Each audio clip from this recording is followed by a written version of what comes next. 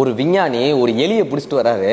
அந்த எலிக்கு ட்ரைனிங் கொடுக்குறாரு. ஒரு 2 நாள் அந்த எலியை பட்னியா போட்டு அந்த எலி சாப்பாட்டுக்காக இங்கேயும் அங்கேயும் ஓடும் போது அங்க ஒரு மணியை கட்டி வைக்கிறாரு. அந்த மணி மேல பட்ட உடனே டங்குன்னு ஒரு சத்தம் கேட்குது. உடனே அவர் சாப்பாடு போடுறாரு.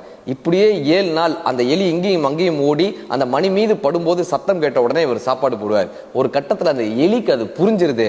1 மாசம் ஆகுது. கரெக்டா அந்த எலி பசிக்கும் போது அந்த மணியை தட்டும். இவர் சாப்பாடு போட்டுருவாரு. இப்படியா அந்த எலியை ட்ரைனிங் பண்ணி வைக்கிறாரு. பசிக்கும் போது மணி அடித்தால் சாப்பாடு போடப்படும்னு. இப்ப இந்த விஞ்ஞானி என்ன பண்றாரு, தன்னுடைய சக விஞ்ஞானிகளை கூப்பிட்டு, தன்னுடைய சக நண்பர்களை கூப்பிட்டு, நான் எலிக்கு ட்ரைனிங் கொடுத்திருக்கேன் தெரியுமா, இப்ப பாரு பசிச்சுன்னா அந்த எலி மணி அடிக்கும் பாருங்க. இப்ப இந்த எலி வருது, கரெக்டா பசிக்கும் போது மணி அடிக்குது, இவர் சாப்பாடு போடுறாரு. எல்லாரும் பாராட்டுறாங்க.